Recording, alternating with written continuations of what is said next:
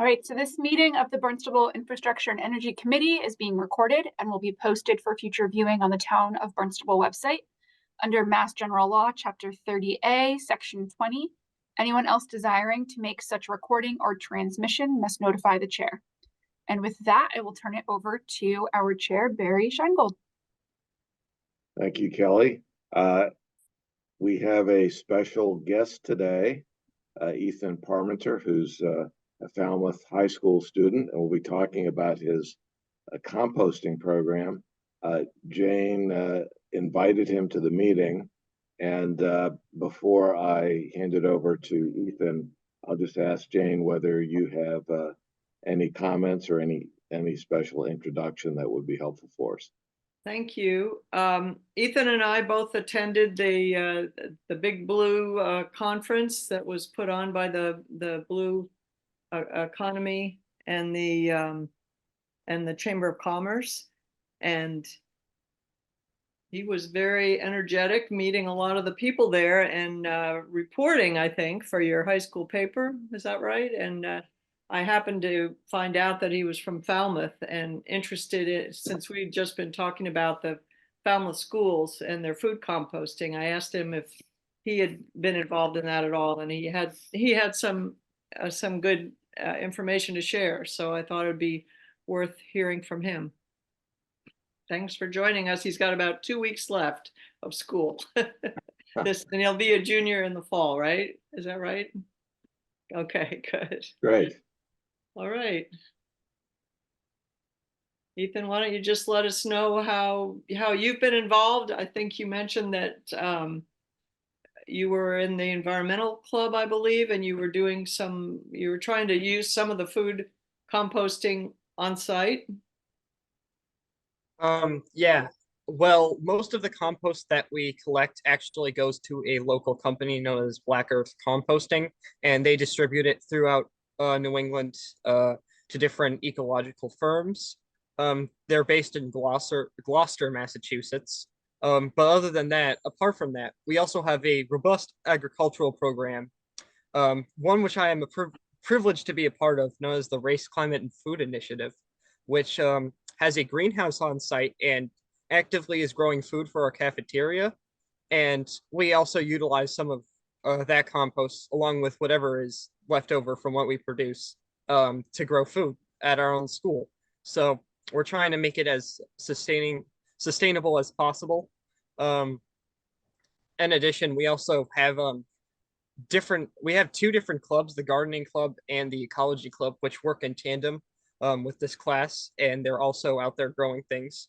We have a pollinator garden, and we're looking to start some sort of like heritage garden to represent different cultures at our high school. So the compost that you use, do you compost it on site, or does Black Earth compost it and bring it back to you? So the compost that we collect is mostly leftover food scraps from our cafeteria, and that is collected and composted by Black Earth Composting and is then brought to various like firms. Okay. And how about what you're using in your garden? Does that come back from them, or do you compost in parallel on site? Oh, yeah, we make our own compost for our Race, Climate, and Food. But any leftover food scraps are also brought into the fold there as well. Okay. So Ethan, is the what you use to compost, is it different from what is given to a Black Earth? For example, are you just using a vegetable, say, and fruit leftovers as opposed to meat scraps that might go to Black Earth?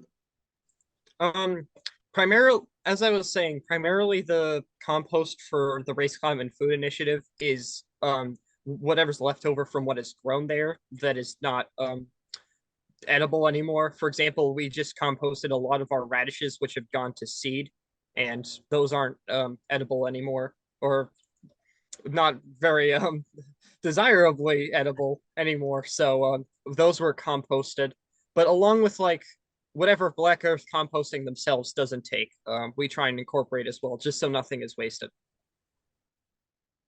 Does there seem to be an impact on the town or maybe on your households at home because you have the composting going on in the schools? Is there more of an awareness and more participation in composting, do you think, or food composting in Falmouth? Um, I'd say to an extent, yeah. I'm actually surprised how many of our students have been like following the compost regulations and not just throwing their food in the regular waste bin as they would have done before. Um, and I think that as time goes on and these kids graduate, they'll be able to apply that outside of the school environment, and we'll start to see like benefits from that later down the road as well. Mhm. So are households also starting to bring food waste? There are pickup points in town, aren't there, as well, for Black Earth? I Are you I aware of that? actually I'm a choice student. I don't live in Falmouth, so I'm not sure if I can answer that one for you. I'm Okay, sorry. that's okay. That's all right. Anyone else have questions for Ethan about? And this has just gotten going this year, is that right? Or partway through the year, or? Yes, we actually a few months ago is when it's really started to ramp up. Currently, 6 out of our 7 schools in the district are composting, and the last school, East Falmouth Elementary, is scheduled to start composting actually within this week. So Okay. we're about to have all of the schools in the district on this program. So Ethan, do you know whether this program is funded at the state level or part of a state program? I am unaware. Sorry. Okay, that's all right. And is there the person who oversees this for your school, is it somebody involved with your like with your gardening and ecology and race climate food clubs, or is there a another staff person that's kind of in charge of the composting? The person who's in charge of the actual like coordination of the composting actually helps with all of the schools in the district. Her name Okay. is Carmela Maeski. You might have actually met them at the Big Blue meeting while we were Okay. there. But yeah, they're one of the coordinators for all of the schools. I don't think we would have been half as successful if it wasn't for them personally.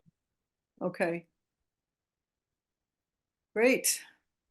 Ethan, what has the feedback been, and has there been any correspondence with parents? Have you tried to do some outreach to them to get them involved and to continue this on in their home environments? Um, I know that we're actually starting to specifically with my race climate food course, we're starting to incorporate this into our curriculum. But outside of that, I don't know if it's being like incorporated into any like curriculums or being like addressed to parents. No. Ethan, have there been any particular problems that you've seen in the implementation of this into your school in particular that you guys had to work around, or educational pieces that seem like big stumbling blocks to getting it more accepted and utilized and separated and whatnot? Absolutely. That's a really great question. First, we had when we initially put compost bins in our school cafeterias, which we have 3, one of which is designated specifically for seniors. We noticed that despite there being a very large influx of things put into the compost bins, there were still like things that were going through into the waste bins.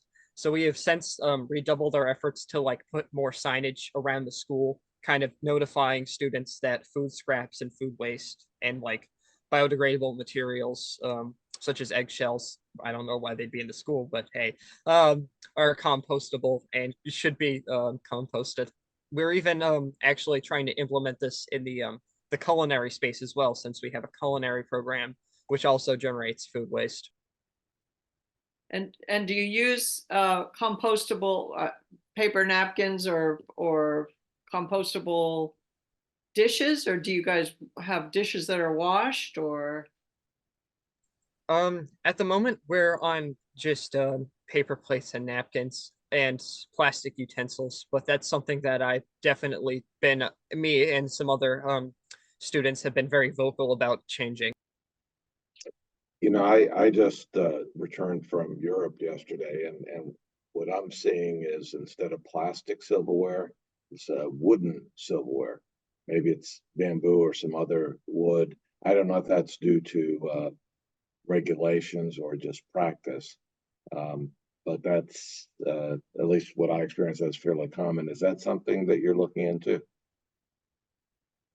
I've seen that around, I believe. That is not one of the solutions that has been pitched as of now, but that is one that I'm now considering pitching. I hope you enjoyed your trip, by the way. Oh, I did. I was in Greece, so yeah, it was wonderful. Thank you. I think Nauset School District is actually going back to washing, I believe washing dishes, but using silverware that gets washed. Right. Which is probably better. Yeah. I believe that solution was pitched at one point by student government at our school as well. Good. And Ethan, when the program started, I'm just trying to imagine how it was implemented as far as like, was it like an all school meeting, or was it just like they put the signs and they put the bins and they hope, I'm just curious how that, and I know that you had help, so I'm just curious what that looked like. As far as like implementing it and like notifying students, I did notice that initially there was very little. We kind of just put them there and hoped students would know what to do. And that's certainly something that we've addressed since and are hoping to learn from as we implement new policies going forward. And People- had Black Earth, is it Black Earth that helped you with the implementation, or was that some other, I know that you mentioned a woman's name. Where was she from specifically? Carmela Majewski works with the school district and helps organize this. So I'm not sure the specifics of like how this was approved. Sorry. No, it's okay. I'm just thinking, obviously, if you are kind of the first rollout, you obviously learn from, implementation, and you're able to help change how it goes forward. And I'm just wondering if other schools had reached out to other schools to figure out how they could best implement it. Just curious. Sounds like we should talk to her, Carmela. That she, I Do you do know- have their Go ahead, Ethan. I do have their contact information. If Oh. after this anyone would like me to share it with them. yeah, why don't you share that and then we can see about getting in touch with her. That'd be great. Yeah. And Ethan, leading up to this program and being involved in it, do you know how many other schools in our state are doing such a program by any chance? I am not personally aware. No, sorry. No, it's okay. Again, I'm just curious.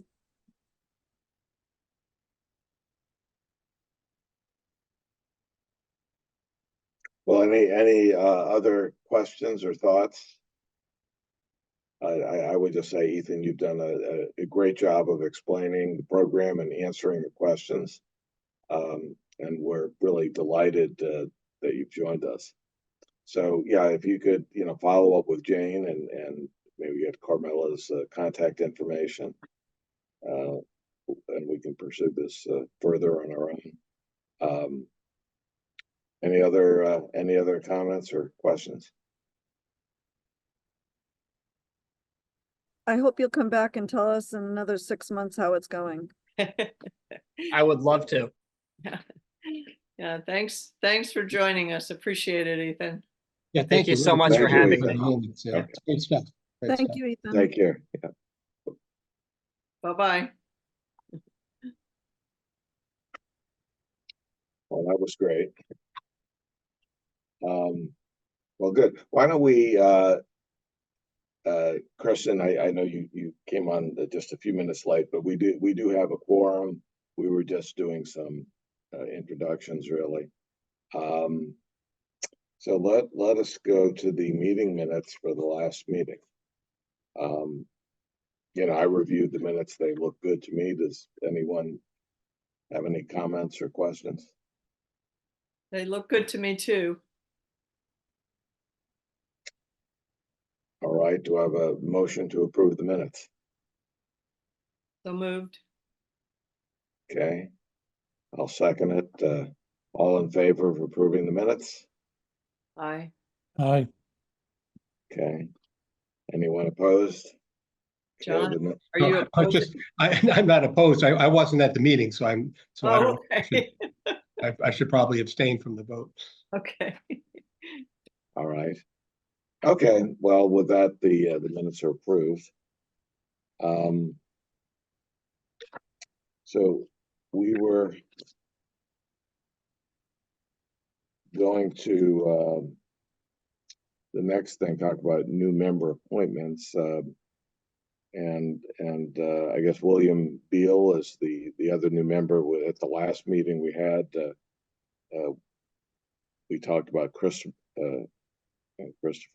Glonger's background, and William Beal was not present at that meeting. It looks like he's not present at this meeting.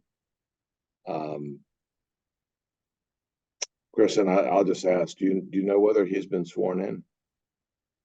I do not know, but I did reach out to him when I got on the meeting today to see where he is. To kind of follow up with him. Okay. Yeah, I was gonna say, I can also reach out to Anne and see, because I've just been trying to communicate with him through the email address that she had and that she sent to him once he was approved. So and I haven't heard anything back. So I can also follow up and see if Anne has sworn him in. Okay. Well, maybe what we'll do, because I know Kristen was not able to attend the last meeting. Maybe we could do in summary form, Chris, is just go over a little bit of your background. So Kristen, You don't necessarily need to, because I was. Oh, that's right. You're on the appointments committee. You're all over the place. I'm sorry. Well, And don't forget, meetings are recorded now and they are posted on the committee page. So the meeting is posted as well. I was Okay. happy to see that it took a little bit of a delay the first couple of meetings, but it seems like they're posting them regularly for us now. Well, let's move on, because I know Rob wants to attend another meeting, and so let's just move on then to the next topic, which is food waste, whether there are any updates. So at the last meeting, we talked about the meeting that John and I attended with Dan Santos and Tracy from the transfer station. Kelly was also there as well. And in summary, I think there was an agreement to work on greater, better, more enhanced public communications regarding food composting at the transfer station. So I'll ask John and Kelly whether I'm not aware of further updates from that. I've been out of the country for the last 2 weeks, but maybe if you could provide any updates if there are any. Oh, John, you're on mute. I have not done anything since that last meeting we had. I thought it was a very good meeting with Dan and Tracy and Kelly. And I think the idea coming out of that is that we develop an overall communication plan. But I have not taken any next steps in terms of moving forward with that. Nope, that's definitely on my plate. So I do have a draft communications plan that I'll be sharing with Tracy probably by tomorrow morning. He's back in the office as well. I know they've been working through in general the new permitting process. So having the permits available online coupled with the license plate reader service that they have. So there's a lot of education that needs to go on there at the transfer station. So I think this will be a great way to sort of incorporate a lot of what we talked about. So I think, once he and Dan have reviewed that, then it'll just be up to me to execute. And I'm sure I'll be working with some of you on that as well. I knew one thing we did talk about, and I don't know if we talked about this with the whole group on the last meeting, but I've started a series with DPW, specifically right now focused on sewer. and the sewer connection process and some of our other CWMP related projects. But ultimately what I'm doing is I'm sitting down in sort of a roundtable interview style with various DPW, leadership and project managers. And I'd proposed that we do this with the solid waste division, specifically at transfer station, probably sit down with Tracy and then find an expert in food composting, whether that's someone like Ethan who comes in and talks, or perhaps this Carmela or someone else that the committee wants to recommend. And we'd kind of have this two-pronged approach to a conversation of what are we doing currently at the transfer station, but also how do we educate folks on how to compost sort of on their own as well. So that would be part of our DPW video series, and I'll be sort of storyboarding that out. And I can certainly have ideas to share with the group by next meeting. Great. Sounds terrific. Sounds terrific. Jane, I go ahead. have one comment. I have met the faculty member at the Barnstable High School who oversees, there's an environmental track. It's actually what do you want to say? It's not work study, but it's aimed at, students who want to go straight to work rather than necessarily go to college. Anyway, they have a greenhouse, they have a garden, they have compost tumblers. That may be a point of contact if we were to get something started in our Barnstable High School. I don't know that they would want to take that on, but they very well might, because it's part of their curriculum, just like it is for Ethan's course at Falmouth. So I could try to find him. I think I have his contact information. He brought his students to see the herring at our yard, the herring run. But they also showed us their greenhouse and all that sort of thing. So that may be another person to at least ask about. I was gonna say, any suggestions you all have on sort of, one of the things we want to do is obviously highlight the experts we have here at the town level, but ultimately in our meeting, we discussed there's what we're doing currently at the transfer station, and there is some ability to scale, but having that sort of third-party expert who can talk holistically about food composting would be a great resource for a video, especially an educational video. We aim to have these be sort of 10 minutes, easily digestible, but we can do multiple videos too. We don't have to fill everything in just one video or pack all that content into one video. So any suggestions you all have, Jane specifically, it sounds like you have a lot of great contacts. Just let me know. All right, we'll do that. Just mention the other piece that we brought up at the meeting was looking at sort of the larger picture in the town with the regulation of the waste haulers, the private waste haulers, which is at the inspectional services level, as well as the enforcement of the state law regarding, users of over, or users, but people who have more than 1,000 pounds of waste per week, kind of more commercial and industrial level. That's also, so I think maybe I'll talk with John and make those contacts at the appropriate time.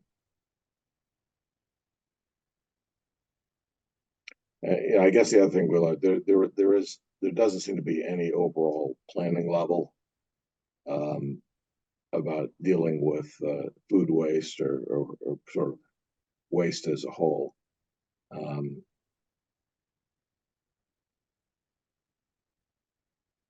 the extent at least that Dan was aware of. So with that, anything else on food waste? We'll move on to green communities if not.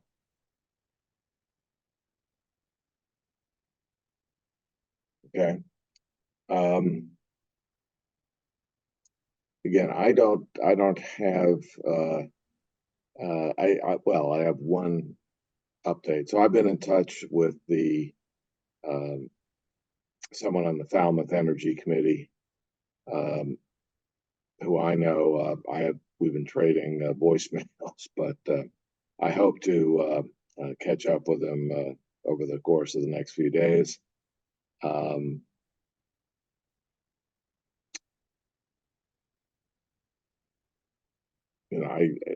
trying to think whether I guess I just don't have any other update from where we were. Does anyone else? I saw, Jane, you had forwarded some material you got from Lisa Sullivan. No, I think that was no, from Barry. Yeah, Oh, I did Barry. that. Oh, I'm sorry. Yeah, I did that Yeah. a few weeks ago. yeah, because it seems that she's someone who could be very helpful. And to us. Allison Alessi is who I've contacted, who used to be on this committee. She's a architect who does most of her design is green architecture and passive house, and she has a lot of insight from working in the town. An interesting comment she made to me was that that it hurts all the builders to have Barnstable be the odd town out, because we have a different code from others, and she thinks it's confusing to the industry in general.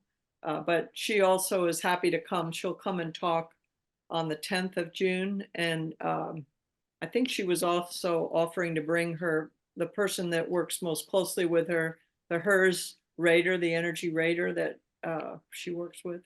But she has some thoughts of how to bring up green communities again. And basically she said, it's the only thing that was the stumbling point was the stretch code. All the other aspects of being a green community were things that the town had either accomplished or agreed to.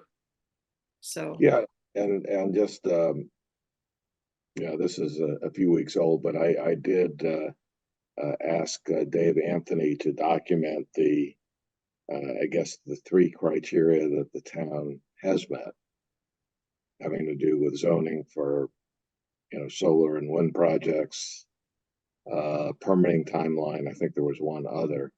So anyways, he said he would do that. And another thing, I have a friend who's active in Habitat for Humanity, and I've been in touch with him, and he's going to get me in touch with the guy who's in charge of design there. So basically designing these houses for energy efficiency, and also presumably meeting the more stringent building code standards.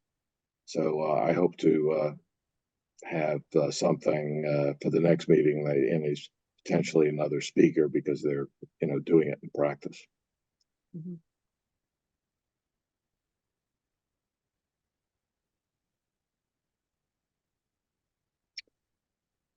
Well, anything else is good. We'll have a speaker on this at the next meeting. I expect maybe have Lisa Sullivan after that. She's the DOER Green Communities Southeast Regional Director. I think she'll have some good information as well. And to my knowledge, Dave Anthony is continuing to work on the energy reduction plan, which is another criterion that's required to be a green community. So, Hey, Barry. Yeah. Kind of off topic, but the Bureau of Ocean Energy Management, I think it is what it is they're having hearings on the Gulf of Maine wind turbine farms.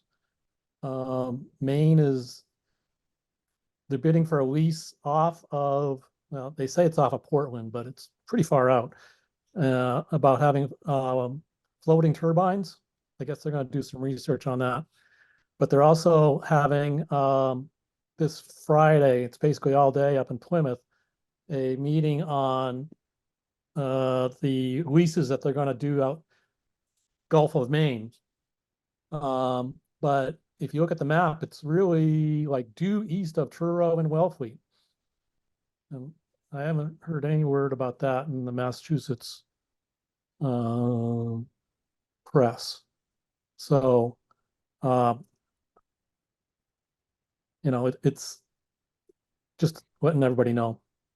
Yes, I think, and I'm not sure, but I think this is in connection with the process of leasing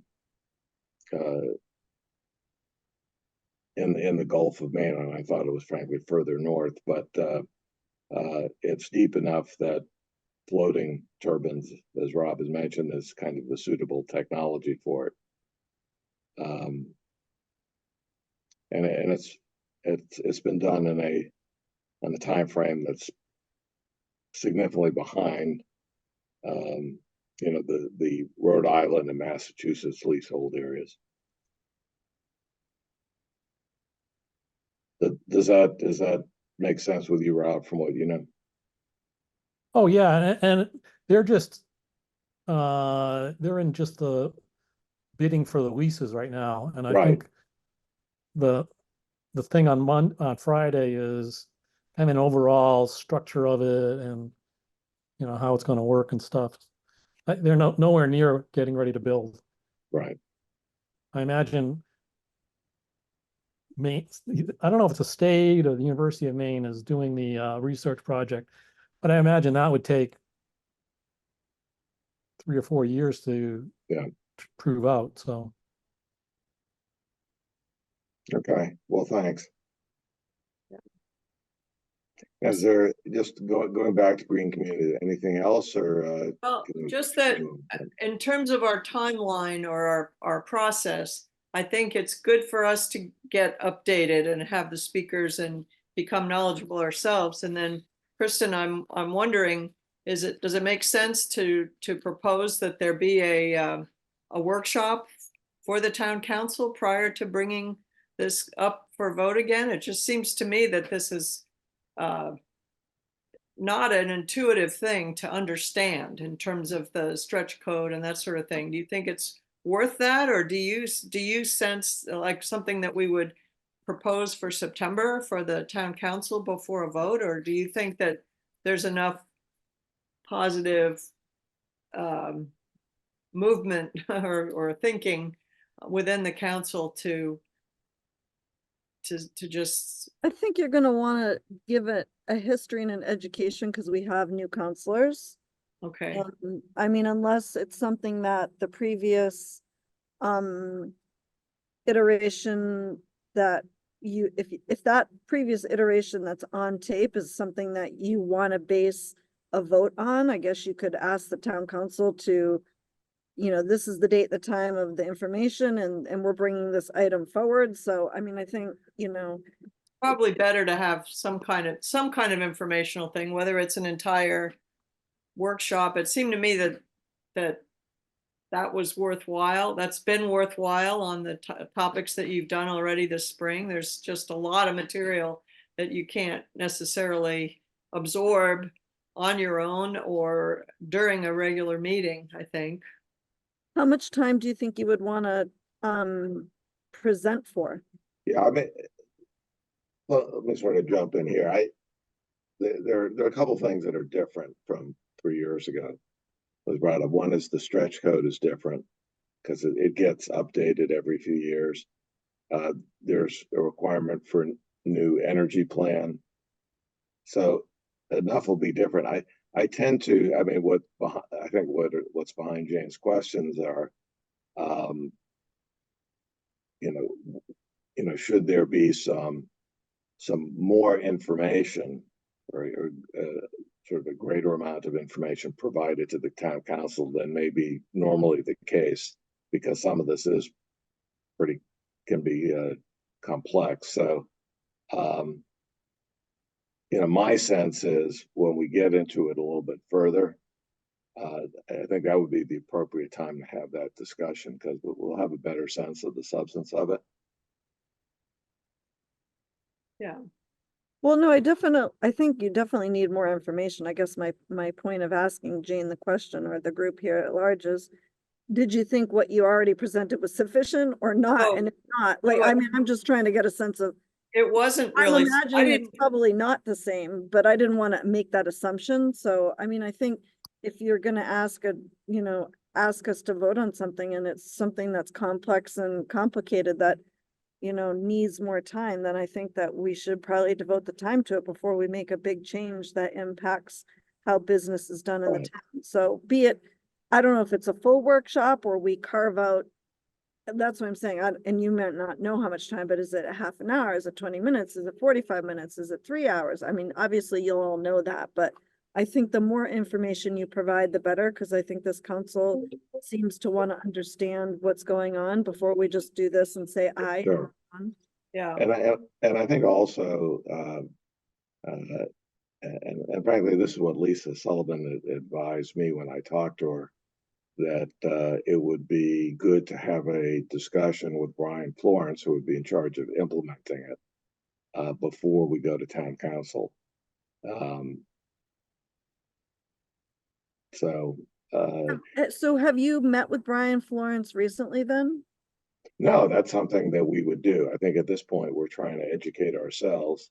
And I think similar to our meeting with Dan Santos, we would set up a meeting with him, with Well, Brian. I'm just thinking, and I'm not saying don't educate yourselves, but I'm thinking you would want to talk to him sooner rather than later, because I would assume if he gave you these X amount of reasons why he isn't for it, then you kind of know what you're dealing with versus trying to figure everything out. And then you show up at his door and he says, well, you didn't think about this or that. It might be just worth like a 15-minute pop by where you say, listen, we're thinking about doing this. What do you think? And you just sit silently and you let him tell you what he thinks, because you're going to get a lot of information if he's like really telling you why he doesn't want to Yeah. do it.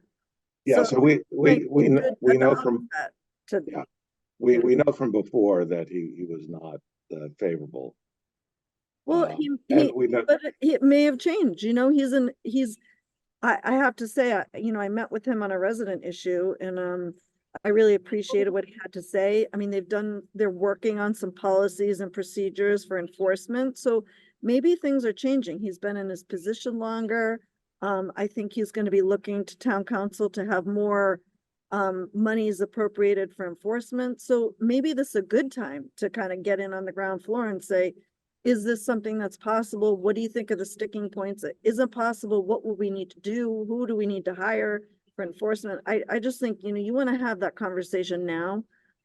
Because I think it's going to help you figure out what you need to learn, to figure out, to attack each of those points that are going to help move us forward as the council. So that if that's really what we want to do at the town council level, then we do that in the benefit of the group. You know what I'm saying? okay, no, that's a fair point. Yeah, okay. So that, John and I met with Dan Santos a few weeks ago, and I think the plan was to meet with him, with Brian Florence, and I think also he has responsibilities in the food waste area as well, so we probably want to talk to him about that at the same time. So, I was gonna say, if I can jump in real quick, and I'm not sure if I'm really supposed to from a staff support point of view, but from the communications point of view, I completely agree with Councillor Turkelson. I think my recommendation from a communication stance would be talk to everyone you need to talk to, and then Sure. if it does become a town council workshop, which I think this probably could, it would make a lot of sense from an education standpoint to have potentially Brian Florence be there and David Anthony be there and present with you. Sure. Sort of on that expert level. I've seen that work really well. So that's just sort of my 2 cents from a communication standpoint, and from the last year and a half of working with town council and being at these meetings and seeing kind of what works and what seems to be beneficial to them. No, yeah, I mean, to me, you want to work with the staff, because the first thing that the town councilors will do, they will ask the staff for their views, I assume. Well, and the reality is we might pass, a legislative action, but the reality is I'm not dealing with it directly, but the people that are working in the departments are going to be dealing with it. So we need to make sure they're on board. And is there something else we need to do, or something else we need to change, or is there monies that need to be put aside, or people we need to hire? Because you know, Brian seems like a really busy guy and he has a lot of things on his plate. So we also want to make sure that logistically, you know, everybody's on board so that we can have this be a success and not just be a burden Yeah. and an annoyance to others. We want it to, you know, to be in the long run beneficial to all of us. So Right. Well, let me ask, I think, because I've you know, John has sort of taken the lead on food waste, and I've been involved with that with him. And I was wondering whether somebody else would volunteer to sort of help me on the green communities effort. I can help. Okay, that would be great.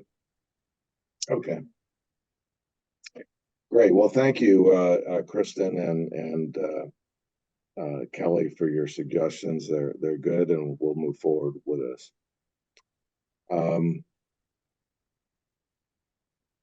Okay, anything else on green communities? Well, let's, I guess the next on the agenda is new business. Additional updates from, I guess, for me. I guess the one other thing, Kristen, I think we had talked about seeing if we can get what the town submitted to the Commission on Energy Infrastructure and Permitting. I don't know whether you've had town discussion. manager Els responded and he basically was like, he doesn't have what he responded with. You know, you could go into the actual 499 people who commented and read what they said. Oh, really? I haven't Yeah, seen he where didn't that actually is. have anything more formal than that when I asked him. He was a little like, I don't want to say laissez-faire, that might not be the Okay. right term, but my sense was like, he didn't really see of any value of trying to recreate that or provide us that. I think he probably took the things that you recommended and filled in the little boxes for Yeah. yeah. So Okay. But if there is something, you're saying there's something online that you can just yeah, you can go and read all 499 people who commented. well, not. What'd you say? I don't think I would do that, but I am interested. No, it's kind of interesting to surf through though and just see what people are saying. Yeah. Right. I was not able to find that on the commission's website. If you have a link or If I something. have the link, yeah, I probably have the link somewhere. If Okay. not, I think I downloaded it, so I'll see if I can find Okay. it and give you the file. All right. Okay. It's okay. You That's know, fine. you get like wind energy is bad for the earth across the whole block for every question, and then you have other people who answered some of them and expounded, and you know, so the variety is all there for you to I see. bet. Yeah, Get you know a cup of coffee and sit down with it. okay. Now that this is I'm reminded of this. There is a 3.5 hour a series of presentations of the restructuring roundtable, which you can attend online. And it includes some people from the state as well as I guess the executive director of the Mass Municipal Association. So you're probably going to get if you're interested, you're going to get, I think, some pretty good perspectives. And I can circulate the link to that. Yeah, I think it's Interested in watching that. I don't know that I have 3.5 hours in me, but I know. yeah, that might be several cups of coffee. Yes, but okay. Yeah, fair enough. So the last thing I think we have is scheduling meetings for the future. I think this is, I guess, yeah, once we get into July, we need to schedule meetings. So maybe the thing to do for that is circulating. Maybe I'll just work with Kelly to circulate a draft schedule and you know, get whether people can attend the meetings and work from there to to get a schedule that people should be able to make.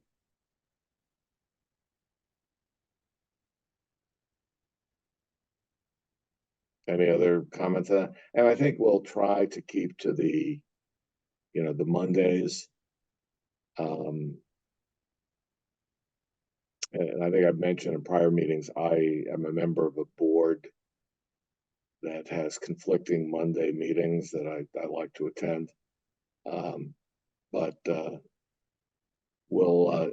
work with Kelly and we'll circulate some dates and get people's feedback.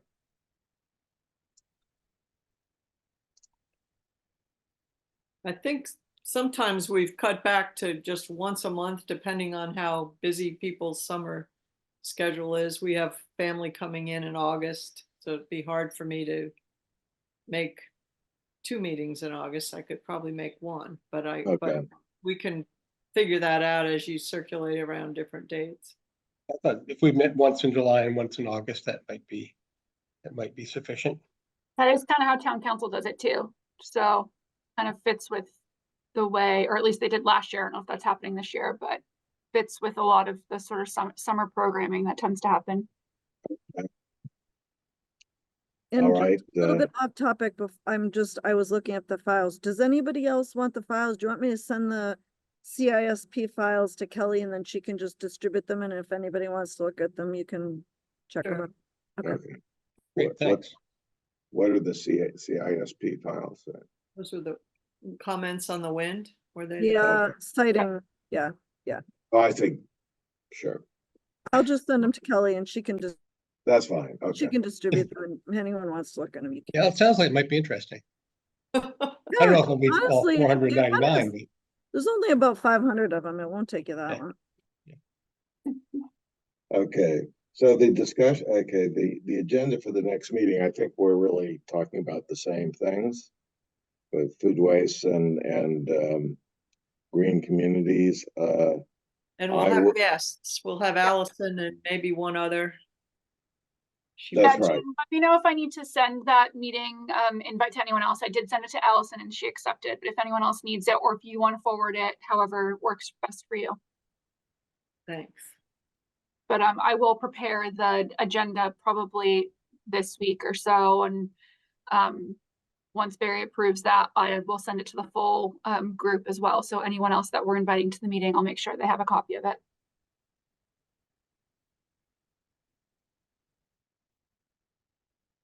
I do have one other topic, and it's not one that we're delving into as the committee, but just because people might also be interested in it.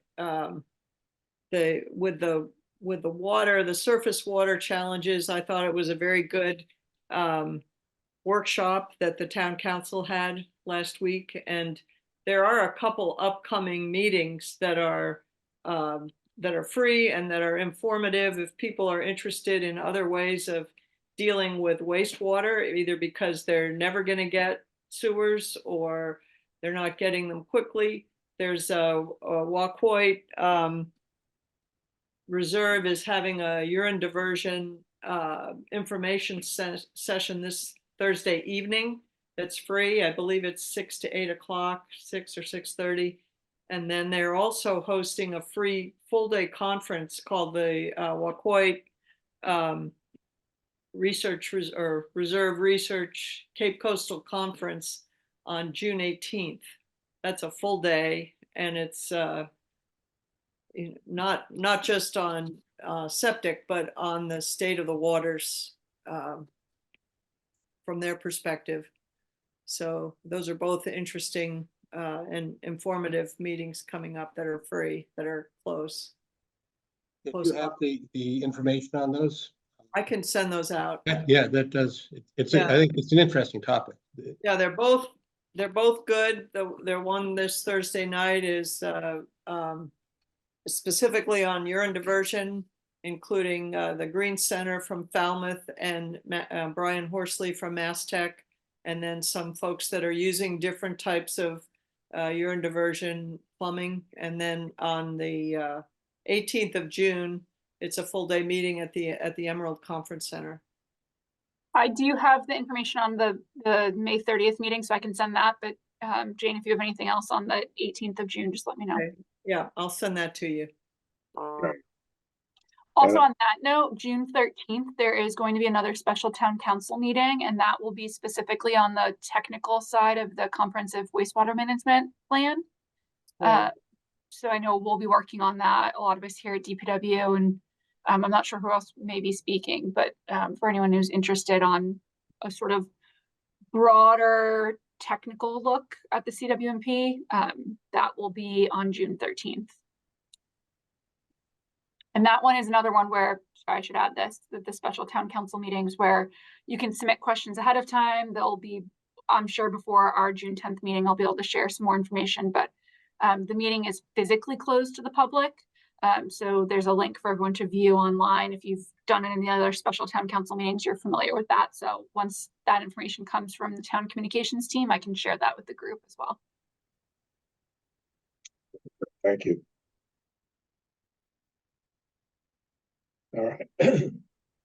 Well, I see it's 5:52 p.m. and I think we can give Rob time for a glass of water before his next meeting. So I'll entertain a motion to adjourn. So moved. Okay. I second. Okay. All in favor? Aye. Okay. Great. Well, we're adjourned. We'll see you next time.